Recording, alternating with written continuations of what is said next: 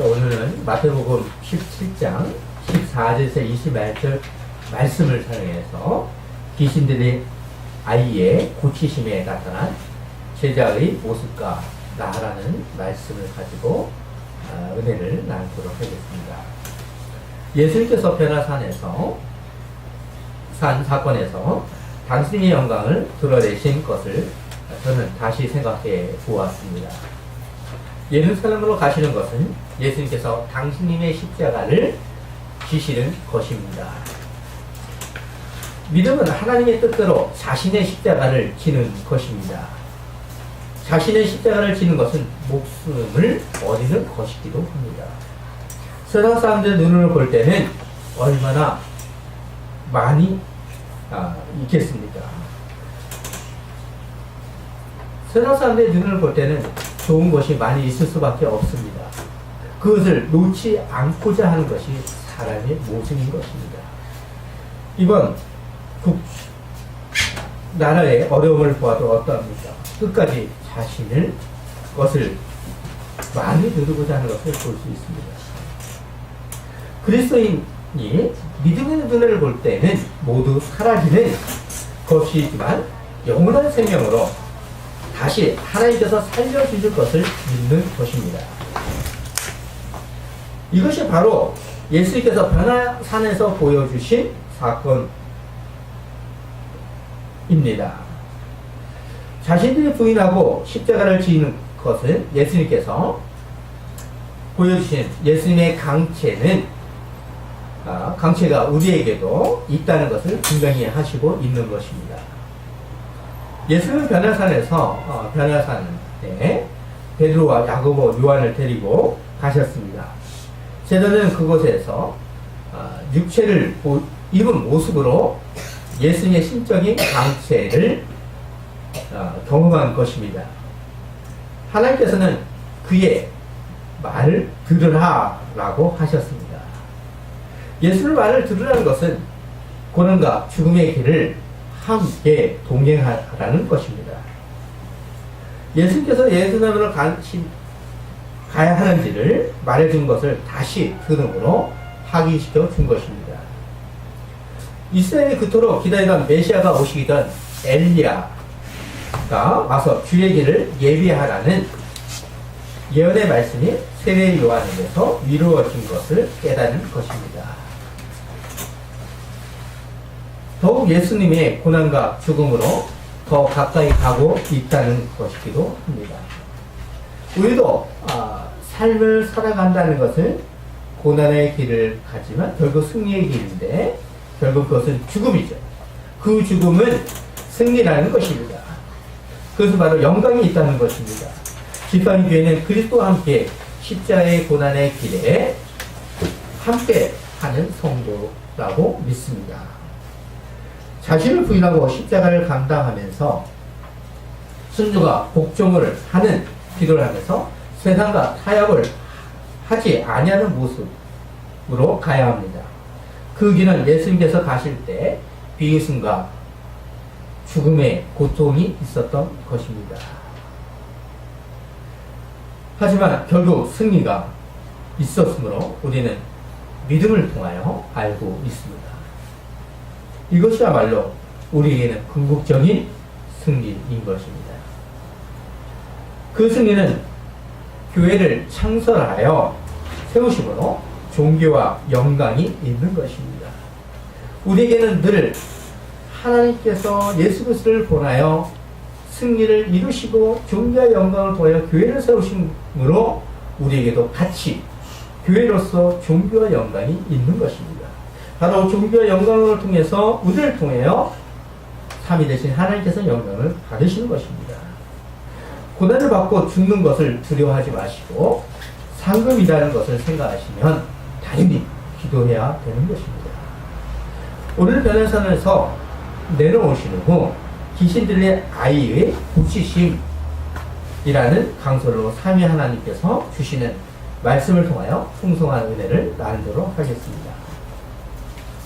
예수님께서 변화산에서 예수님은 베드로와 야고보 그리고 요한과 함께 다른 제자들이 있는 곳으로 와보니 무슨 일이 있었습니까? 우리는 오늘 본문 14절을 보는 것보다 우리가 대체적으로 곧바로 본문의 말씀을 보잖아요. 병행 본문을 보는 것이 더 해석하는데 더 유익합니다. 마가복음 9장 14절은 이에 그들이 제자들에게 와서 보니 큰 무리가 그들을 둘러싸고 서기관들이 그들과 더불어 변론하고 있더라. 유대 종교들은 더욱 교활하고 더 악랄하고 더 치닫고 있는 가운데 오늘 서기관들이 남은 제자들과 변론을 하고 있는 것입니다. 제자들과 변론하고 있는 것은 예수님의 가르침의 잘못을 찾아내서 유대교 사상과 어긋나면 공격을 하고자 한 것입니다. 늘 이들은 예수님을 쫓아다니며 유대의 사상, 그들이 가지고 있는 사상과 틀린 것을 찾고자 했습니다. 그들은 어떻게 하면 예수님을 궁지에 몰리게 함으로 자신의 부귀영화를 누리고자 한 것입니다. 주님께서 십자가의 길을 가시는 것처럼 지팡이에도 자신의 십자가를 쥐고 간다는 것은 더욱 험난하고 고난의 길을 알려주시는 것이기도 합니다. 남아있던 제자들과 서기관들이 변론하고 있는 중에 변화산에서 예수님이 내려오시면서 보신 것입니다. 예수님만 본 것이 아니라 마가복음 9장 15절입니다. 오타하나인데요. 온 무리가 곧 예수를 보고 매우 놀라며 달려와 고난하거든. 온 무리도 예수님을 보고 놀라고 있는 것입니다. 여기서 주의해야 합니다. 왜냐하면 이 부분을 신비적으로 해석하는 것도 어느 정도 타락하지만 문맥적으로 보면 옳지 않다고 저는 생각이 듭니다. 그래서 이 방법을 많은 사람들이 해석하는데, 왜냐하면 은혜롭기 때문에. 은혜로우면 용서가 되는 것 같지만 그것은 잘못된 겁니다. 거짓을 꾸며서 은혜롭게 얘기하면 그게 은혜가 됩니까? 그건 저는 잘못된 거라 생각합니다. 자, 보시면 왜 그런가 하면 구약의 모세가 시내산에서 내려왔 때 그의 얼굴을 보려고 놀란 것처럼 예수님의 신체가 남아있던 것으로 보고자 하는 경우입니다. 예수님께서 변화하셔서 놀라운 신적인 권위를 광채가 드러난 것이 아직 사라지지 아니하고 남아있는 것을 생각하는 것입니다. 좋은 해석 같지만 위험한 것은 언제나 문맥을 보아야 합니다.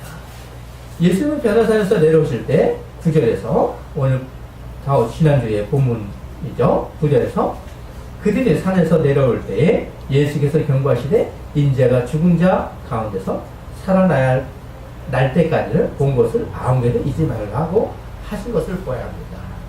그러면 어떻게 생각해야 되는 것입니까? 평상시 사람들은 예수님의 얼굴을 대할 때 종교자들과 다른 거룩한 모습을 보았을 것입니다. 그러니까 예수님의 모습은 거룩한 모습으로 생각했다는 거죠.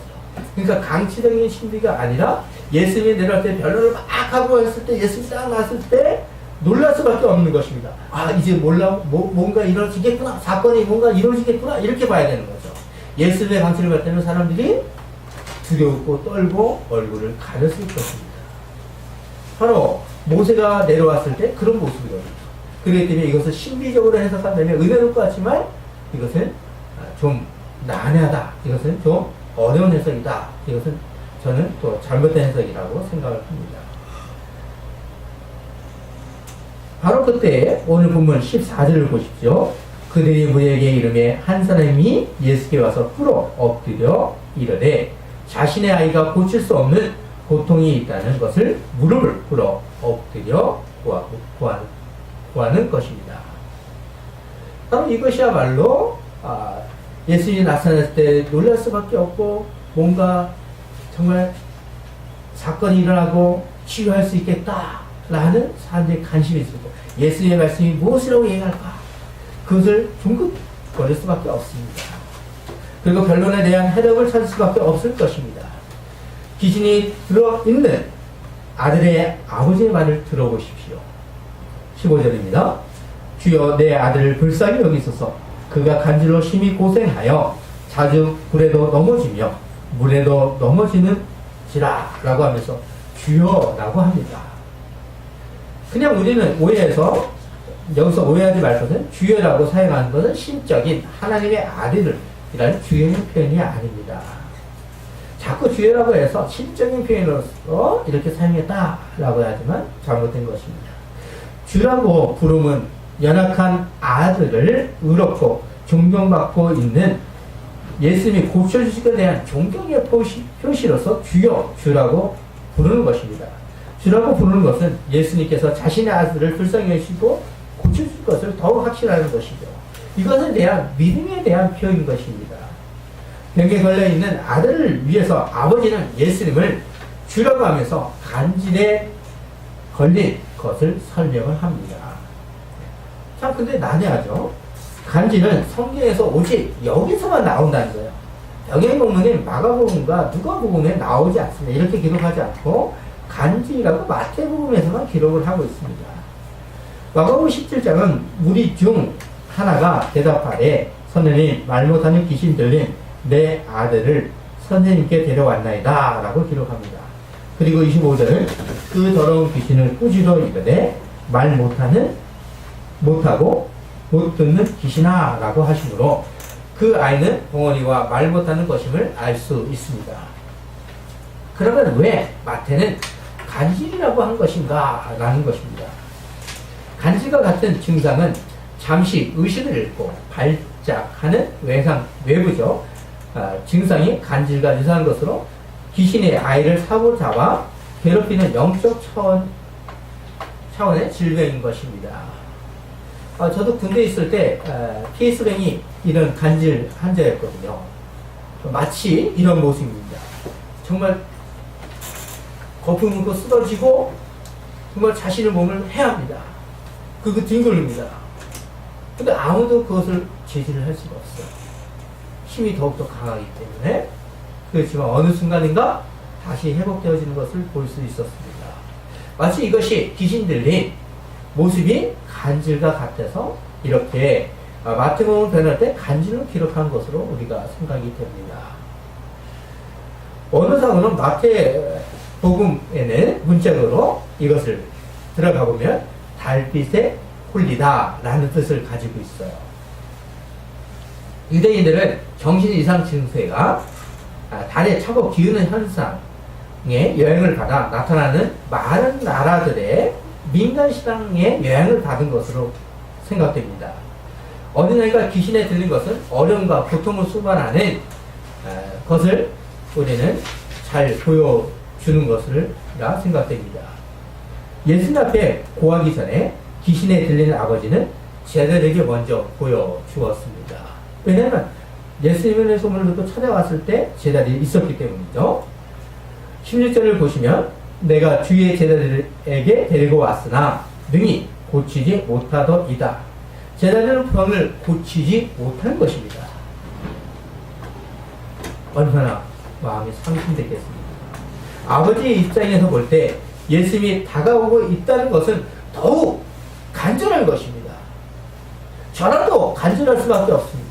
옷자락이라도 만지고 싶고 발가락이라도 잡고 싶고 뭐라도 하고 싶을 것입니다. 아이의 아버지의 마음은 더욱더 간절한 것입니다. 그래서 주여라고 고백하면서 애절한 표현을 한 것입니다. 왜 주여라고 고백한 것입니까? 제자들이 자신의 아들을 고쳐줄 것이라고 믿었지만 그러지 못했습니다.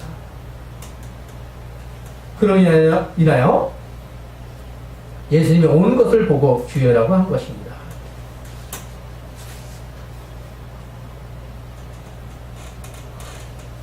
예수님은 이미 제자들에게 능력과 권세를 주셨습니다.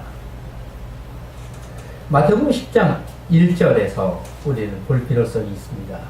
예수께서 그의 12제자를 부르사 더러운 귀신을 쫓아내며 모든 병을 모든 악한 것을 고치는 권능을 주시니라 하셨습니다. 그러므로 또 8절을 보시면 병든 자를 고치며 죽은 자를 살리며 나병한 자를 깨끗게 하며 귀신을 쫓아내되 너희가 거저 받았으니 거저 주라고 하셨습니다. 능력이 있었다는 거죠. 예수님은 그냥 무심코 말로 하신 것입니까? 말로만 주신 것입니까? 그렇지 않습니다. 누가복음 10장 17절을 보십시오. 70인이 기뻐하여 들어와 이르되 주여 주의 이름이면 귀신들도 우리에게 항복하더이다 라고 하신 것을 생각하면 귀신을 몰아내는 일들을 제자들도 경험을 한 것입니다. 하여튼 제자들은 위임된 권세를 사용하여 귀신을 쫓아내고 아들을 고쳐내야 되는데 실패한 것입니다. 오늘날 헌금을 많이 해야 고칠 수 있다고 하면서 고치지 못하면 기도가 부족해서 믿음이 부족한 탓으로 돌리는 것은 예수님의 말씀을 모욕하는 것이고 참신앙이 아닌 것입니다.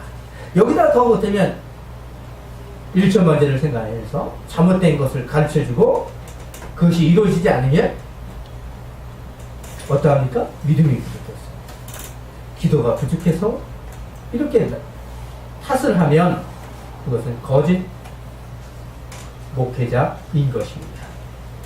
예수는 그 아버지의 소리를 들으면서 귀신을 쫓아내지 못하는 암울한 소리를 들었습니다. 17절에서 예수께서 대답하여 이르시되 믿음이 없고 패역한 세대여 내가 얼마나 너희와 함께 있으며 얼마나 너희에게 참으리요 그를 이리로 데려오라 하시면서 탄식을 하면서 책망을 하시는 것입니다. 어떻게 보면 예수님은 예수님과 다른 존재입니다. 분명히 예수님과 제자들은 다르잖아요. 그렇기 때문에 이렇게 이해할 수 있겠죠. 제자들이 못 고치는 것은 당연해. 이렇게 할 수 있지만 그렇지 않죠.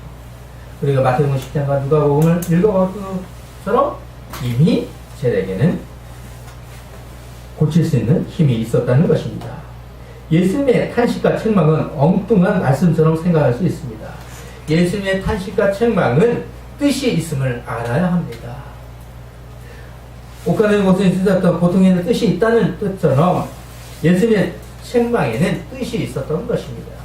이미 고칠 수 있는 권세를 받고도 고치지 못하는 신앙의 믿음과 신뢰가 많이 약해진 것에 대한 탄식과 책망인 것입니다. 제자들이 고치지 못하자 멀리서 소문을 듣고 왔지만 헛소문이라고 생각할 수 있다는 것입니다. 그렇다면 그 헛소문은 어떻게 퍼지겠습니까? 예수는 믿음이 없고 폐역한 세대라고 하시면서 제자들만이 아니라 당시의 폐역한 세대 종교 지도자들과 오늘날의 모든 세대를 향하여 같은 말을 하시는 것입니다. 제자들은 믿음이 꼭 필요한 자리에서 받아들이지 않고 있는 것과 완고한 종교자들처럼 한 무리로 취급하는 것입니다. 얼마나 안타까운 일입니까?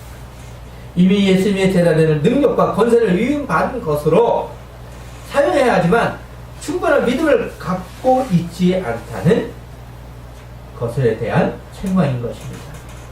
바로 그때에 결론하고 있는 장소에 왔다는 것은 아버지의 입장에서는 기쁨과 희망이었습니다. 변론하던 내용을 파악한 예수님은 17절 하반절에 내가 얼마나 너희와 함께 있으며 얼마나 너희에게 참으리요 그를 이리로 데려오라 하니라. 이렇게 하는 것은 제자들에게 가르쳐 주기 위한 것이었습니다. 내가 믿는 믿음이 거짓이나 헛된 것이 아니라 나는 능히 악한 영들에게서 사람의 영혼을 구하는 권세와 능력을 가진 자이니 내가 이 믿음을 붙잡는다면 귀신을 쫓아내는 일뿐 아니라 무슨 일이든지 다 가능하다는 것을 일깨워 주신 것입니다. 그 아이의 아버지는 제자들을 보고 실망을 했을 것입니다. 당연히 실망하지 않을까요?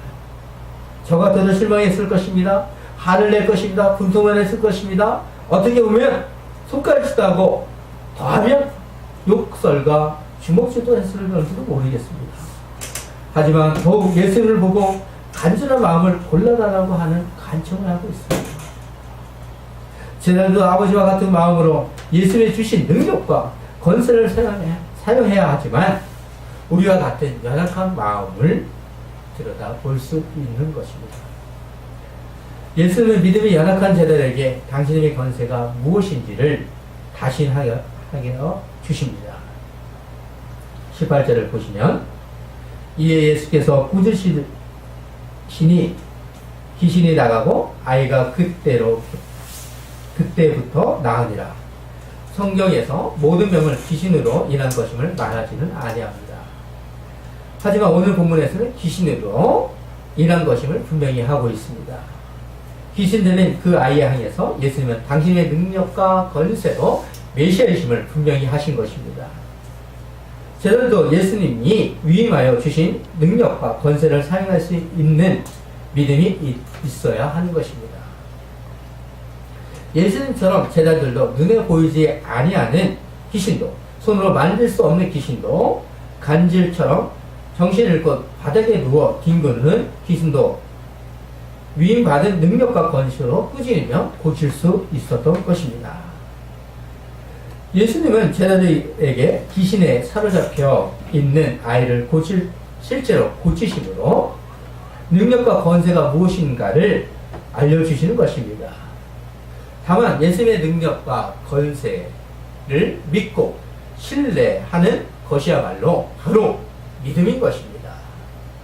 믿음은 바로 이런 것입니다. 믿음은 예수님이 하셨던 것을 참된 마음으로 고백하는 것입니다. 예수님의 놀라운 말씀의 능력으로 귀신은 어떻게 되었습니까?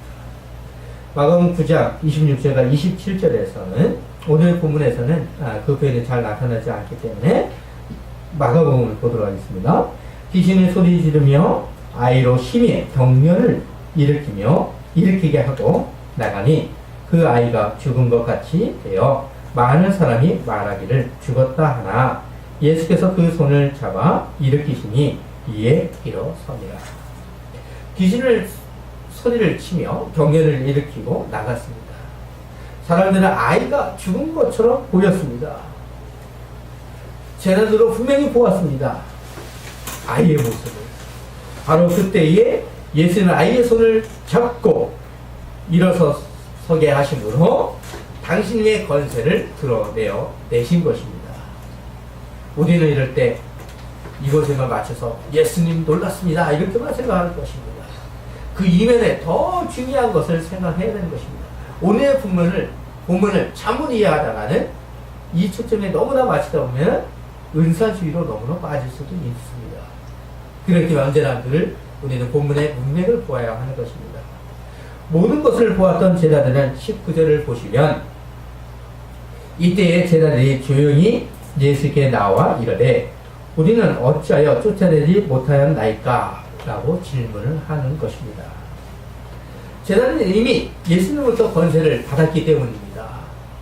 아무도 제자들은 예수님의 능력과 권세를 주는 것을 점점 희미하게 잊혀져 간 것으로 생각됩니다. 그러면서도 제자들은 예수님께서 주신 능력과 권세를 선물로 생각하면서 마치 정신적인 재산인 것 같이 생각했던 것 같습니다. 그 생각을 하면서 점점 희미해지면서 오늘 귀신들의 아이가 찾아왔을 때 자신들이 가지고 있는 것을 지갑에서 꺼내듯이 돈을 꺼내듯이 하면 될 것 같았습니다.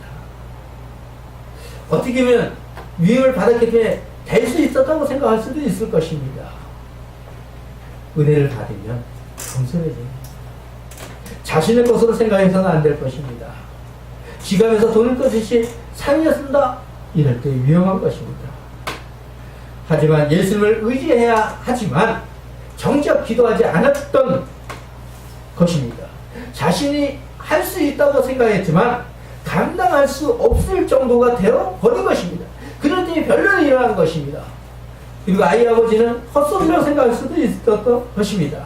서기관들은 그것을 보고 빌미가 되었을 것이고 그로 인하여 변론을 했을 것입니다. 귀신 들린 아이가 왔을 때 제자들은 예수님을 의지하면서 물리쳐야 했습니다. 두려움과 떨림으로 자신을 의지하는 것은 제자된 자의 모습이 아닙니다. 두려움과 떨림은 예수님을 바라보지 못하는 것입니다. 오히려 두려움과 떨림은 더욱더 예수님을 바라봐야 되지만 그러지 못했습니다. 예수님을 바라보지 못하는 것은 과연 제자입니까? 제자들의 믿음은 자신을 부인하면서 예수님께 간구하며 능력을 행사할 수 있도록 간구해야 되는 것입니다. 기도해야 되는 것입니다. 오직 예수님만 붙들어야 되는 것입니다. 자신의 할 수 있다고 자신만 생각하면서 하는 것이 아니라는 것입니다. 오직 예수님으로부터 나오는 것입니다. 제자들의 질문을 받은 예수님은 이 시대에서 이르시되 너희 믿음이 작은 까닭이라 진실로 너에게 이르노니 만일 너에게 믿음이 겨자씨 하나만큼만 있어도 이 산을 명하여 여기서 저기로 옮겨지리라 하면 옮겨질 것이요 또 너희가 못할 것이 없으리라고 하십니다. 못할 것이 없느니라 이렇게 하셨습니다. 너희 믿음이 작은 자라고 하십니다. 우리에게도 어떻게 보면 믿음이 작은 자야 이렇게 할 수 있을 것입니다. 사실 이 말씀을 생각하면 저는 믿음이 작은 믿음이라도 좋겠습니다. 믿음이 작더라도 구원한다면 얼마나 좋겠습니까? 그렇지만 이 말씀을 우리가 생각해 보았습니다. 이런 의미로 생각해 보십시오. 그러면서 부연 설명하면 무엇이겠습니까? 믿음이 작은 자에 대해서 우리가 부연 설명을 한번 생각해 보십시오. 믿음이 겨자씨 한 알만큼만 있어도 이 산을 명하여 여기서 저기로 옮겨지리라 하면 옮겨질 것이요 또 너희가 못할 것이 없느니라. 가장 작은 겨자씨를 통해서 가장 작은 믿음을 강조하고 있습니다. 그러니까 겨자씨 하나의 믿음이 가장 큰 믿음을 강조하기보다는 본문 속에서 겨자씨 하나의 작은 씨앗을 통하여 너희의 우리의 심령에 가장 작은 믿음을 강조하고 있는 것이에요. 예수님께서 믿음이 있으면 제자들이 산을 옮길 수 있다는 것을 말씀하신 것은 당신의 능력과 권세를 의지하도록 하는 것입니다. 너희가 할 수 있는 것이 아니다. 나를 의지해야만 할 수 있다는 것입니다. 이것이 우리 믿음이 되어야 되는 것입니다. 마태와 달리 마가는 마가음 9장 29절에서 이렇게 표현합니다. 기도 외에 다른 것으로는 이럴 이유가 나갈 수 없느니라. 예수님께서 제자들의 질문에 대답하여 주신 요지를 각각 다르게 표현하는 것을 볼 수 있습니다. 기도 외에는 다른 것으로 귀신이 나가지 못한다는 것입니다. 기도하라는 것은 하나님만이 할 수 있는 능력과 권세라는 것을 알려주시는 것입니다. 제자들은 자신을 의지하는 것이 아니라 오직 하나님만 바라보는 것입니다. 오늘 말씀을 듣는 우리도 참 생명의 축복에 이루고자 하는 성도는 기도밖에 없는 존재입니다. 기도는 하면 할수록 나는 죄인으로서이다, 죄인입니다 라고 고백하는 것입니다. 나의 능력이 아니라, 나의 능력으로가 아니라, 나의 힘이 아니라, 나의 권세가 아니라 예수님의 능력과 권세를 의지할 수밖에 없는 사랑과 긍휼을 바라보는 것입니다. 이것이야말로 지금 믿는 자의 모습 아닐까요? 제자들은 믿음이 연약하여 서기관들에게 변론을 당하였습니다. 예수님 오신 후에는 귀신을 내쫓는 것을 생각하면서 종교자들이 과거에 그랬듯이 귀신의 왕 바알세불을 빙자하여 쫓아내고자 했을 것입니다. 그러나 예수님의 능력과 권세는 오직 하나님으로부터 오는 것이고 예수님도 같은 신성을 가진 분이심으로 십자가의 고난, 십자가와 죽음과 부활을 앞두시고 이루어 가시는 것입니다. 더욱더 예수님을 바라보는 것은 이런 고통이 있는 것입니다. 자신의 십자가를 지는 것은 바로 십자가의 죽음과 부활을 바라보는 것처럼 우리에게는 영광이 있는 것입니다. 예수님은 당신의 뜻대로 기도하지 하시지 않고 늘 하나님의 뜻대로 합당한 기도를 했습니다. 기도는 기도의 바른 자세는 내 뜻대로 이루어 달라고 기도하는 것이 아닙니다. 기도를 하면 할수록 하나님의 뜻이 무엇인가를 가르쳐 달라고 기도해야 합니다. 그러면서 하나님 뜻대로 이루어지기를 바라는 것입니다. 그런데 오늘날 우리 주위의 신앙을 보십시오. 믿음이 없고 폐역한 세대여, 내가 얼마나 너희와 함께 있으며 얼마나 너희와 참으리요 하신 예수님이 하셨던 말씀과 같은 것이 아닐까 싶습니다. 이럴수록 지팡이교회는 겨덟씨와 같은 믿음으로, 믿음이 연약하더라도 도와달라고 예수님을 의지해야 합니다. 겨덟씨와 같은 믿음으로 도와달라고 예수님을 의지해야 합니다. 산을 옮기는 것보다 더 중요한 것은 나의 믿음이 오직 주님만 바라보고 있는 것을 생각해야 합니다. 지팡이교회는 하나님만을 바라봐야 합니다. 하나님만을 바라보는 성도가 되어야 합니다. 혹시나 하는 마음으로 질문하여 보겠습니다. 성경 66권을 인정하십니까? 사도신경을 사용하여 고백하는 것을 진실로 믿습니다. 신앙의 생활을 하면서 양심이 나를 찌를 때 자신의 욕망을 부인하고 자신의 십자가를 지시기를 좋아하십니까? 하루의 기도를 얼마나 하십니까? 어느 정도 하십니까? 이런 질문을 받은 나는 진정으로 하나님을 신뢰하며 믿음으로 생활하고자 하는 노력을 하십니까? 어떤 사람은 오늘 본문을 귀신 들린 병을 고치는 데만 관심만 가지고 있습니다. 하지만 더 중요한 것은 무엇입니까? 예수님은 믿음이 없고 폐역한 세대라고 탄식하는 소리를 들으십시오. 이 소리를 들었을 때 회개해야 되는 것입니다. 회개의 길로 가야 되는 것입니다. 오늘 말씀을 통해 믿음이 없고 폐역한 세대를 향해서 탄식하시는 예수님의 음성을 통하여 나를 되돌아보아야 하는 것입니다. 오직 예수님을 의지하고 신뢰하는 것이 무엇입니까? 그것이 바로 믿음입니다. 나는 지금 어떤 존재입니까? 회개할 때 회개할 수 있는 겨덟씨와 같은 믿음이 있습니까? 겨덟씨와 같은 믿음이 아닐까 싶습니다. 나는 폐역한 세대에 나는 과연 어떤 존재인지 생각하여 보십시오. 기도하겠습니다.